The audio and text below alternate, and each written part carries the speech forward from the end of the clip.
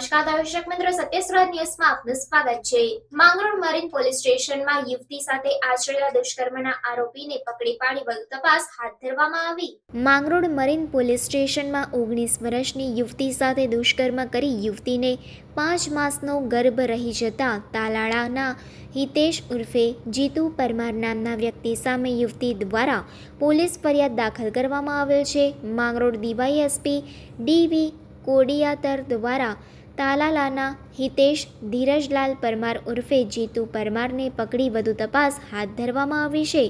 માંગરોળ બંદર ખાતે બાંધકામમાં મજૂરી કામ કરવા જતી આ યુવતી સાથે હિતેશ ધીરજલાલ પરમાર દ્વારા પોતાની સાથે મજૂરી કરવા આવતી યુવતી પર બળજબરીપૂર્વક દુષ્કર્મ કર્યો હોવાની ફરિયાદ દાખલ કરવામાં આવી હતી। બાંધકામ કોન્ટ્રાક્ટર દ્વારા મજૂરી કામે આવતી યુવતીને ધમકી આપી દુષ્કર્મ ગુજાર્યો ની ફરિયાદ પોલીસ સ્ટેશનમાં નોંધાવી હતી। આખી વિગત યુવતીને પેટમાં દુખાવો થતાં પરિવાર દ્વારા નજીકના દવાખાને તપાસ કરાવતા તેણે 5 માસનો ગર્ભ હોવાનું સામે આવતા પરિવારજનો હતાશ થઈ ગયા હતા અને ત્યારે યોગ્ય પૂરી વાત મળતા બનાવની જાણ પોલીસને કરવામાં આવી હતી અને ફરિયાદ થતાં જ તપાસનો ધમધમાટ શરૂ કરવામાં આવ્યો છે।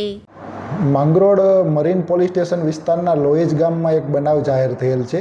બનાવની વિગતે લોહેજ ગામની એક યુવતી છે જે પોતાના મમ્મી સાથે માંગરોળ બંદર ખાતે બાંધકામના કામો ચાલે છે તેમાં મજૂરી કામ કરતી હતી।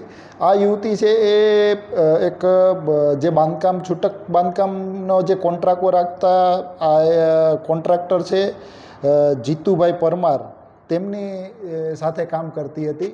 આ જે કોન્ટ્રાક્ટર છે એ જુદા જુદા અલગ અલગ જગ્યાએ ચણતરના કામો રાખતા અને આ યુવતી અને તેની માતાને મજૂરી કામ અર્થે પોતાની સાથે કામ આપતો હતો।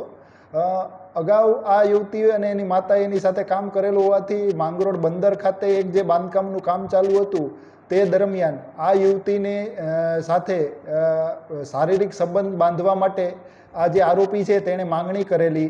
આ યુવતીએ શારીરિક સંબંધ બાંધવા માટે પોતે ના પાડતા યુવતીને પોતે કામમાંથી કાઢી મૂકશે તેવી ધમકી આપેલી તેમજ તેમને માતાને અને પિતાને પણ મારી નાખવાની ધમકી આપેલી, જેથી આ ધમકીથી ડરી જઈ અને આ યુવતી સાથે બળજબરીપૂર્વક આ જે આરોપી છે જીતુભાઈ પરમાર તેમણે તેમની સાથે યુવતીની મરજી વિરુદ્ધ શારીરિક સંબંધ બાંધેલો હતો।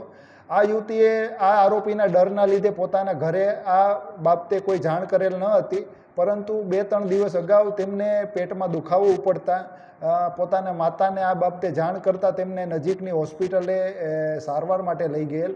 ત્યારે તેમની માતાને ખબર પડેલ કે પોતાની જે પુત્રી છે તેને 5-1 માસનો આશરે ગર્ભ રહેલો છે, જેથી તેમણે સાંત્વના આપી પોતાની પુત્રીને વિગતવાર પૂછપરછ કરતાં આ જે આપને વિગત જણાવી તે બાબત પુત્રીએ જણાવેલી હતી।